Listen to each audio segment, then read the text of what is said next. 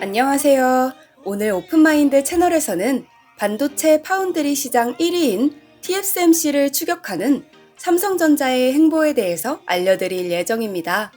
삼성전자는 파운드리 시장에서 기술력과 시장 점유율을 모두 잡기 위해 노력하고 있는데요. 초미세 공정 기술력을 확보하고 있지만 시장 점유율에서는 TSMC와 격차가 크기 때문에 이 격차를 줄이기 위한 여러 가지 계획들을 실행하고 있습니다.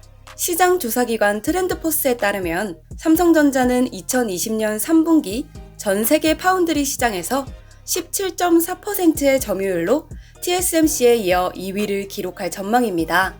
1분기 15.9%에서 2분기에는 18.8%로 2.9%포인트가 상승했는데 이번 3분기 예상에서는 1.4%포인트가 하락한 것입니다.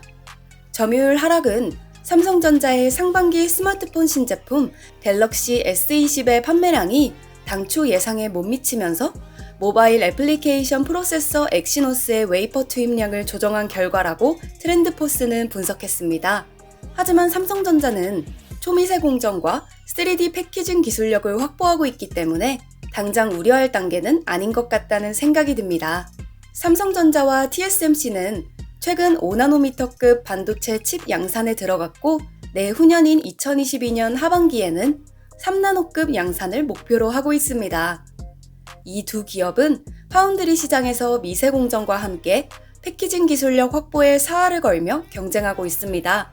반도체의 크기를 더 작게 하면서도 더 많이 적층할 수 있는 구조로 고성능과 고효율을 갖춰 부가가치를 높여나간다는 전략을 내세우고 있습니다. 그럼 두 기업의 기술은 어느 정도까지 가능한 수준일까요?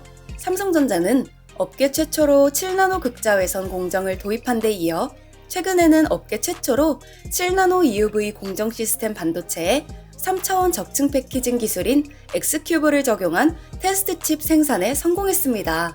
그리고 TSMC도 3D 패키징 기술을 개발하고 있으며 최근 미국 특허청에서 3D 패브릭이라는 상표를 출원한 것도 이와 관련이 있는 것으로 알려지고 있습니다. 이와 같이 양사가 추구하는 기술의 핵심 방향은 미세 공정으로 반도체 크기를 줄이고 3D 패키징 기술로 적층 구조를 고도화해 부피를 줄이면서 성능을 높이는 것입니다. 삼성전자는 이러한 고도의 기술력을 바탕으로 시장 점유율 확보도 좀 더 긴 호흡으로 바라보고 있는 것 같습니다. 그동안 TSMC가 파운드리 시장에서 오랫동안 독보적인 점유율을 확보해온 터라 단기간 내에 이를 따라잡기는 어려운 만큼 보다 장기적인 관점에서 추격전에 나서고 있는 모습이라고 볼 수 있습니다. 그럼 이 두 기업이 어떻게 다른지 보면 먼저 TSMC는 고객과 경쟁하지 않겠다며 파운드리만 전문으로 하고 있지만 삼성전자는 설계부터 생산까지 모든 공정을 하는 종합 반도체 회사입니다. 파운드리 업체가 팹리스 기업들과 위탁 생산 계약을 체결하기 위해서는 미세 공정과 패키징 등의 기술력을 기본으로 설계 기술에 대한 보안성도 중요한 요소가 되기 때문에 이는 삼성전자의 파운드리 사업의 약점으로 작용해 왔습니다. 그러나 최근 미국 IBM의 차세대 서버용 중앙처리 장치 파워 10에 대한 위탁 생산을 수주하고 지난 2월에는 퀄컴의 차세대 5세대 이동통신 모뎀 칩 X60 생산을 체결하기도 했습니다. 물론 퀄컴에서는 TSMC와 공동 수주로 일부 물량을 수주한 것이기도 했지만 이것으로 삼성전자는 파운드리 시장에서의 경쟁력을 입증한 것이나 다름없는 것으로 보입니다.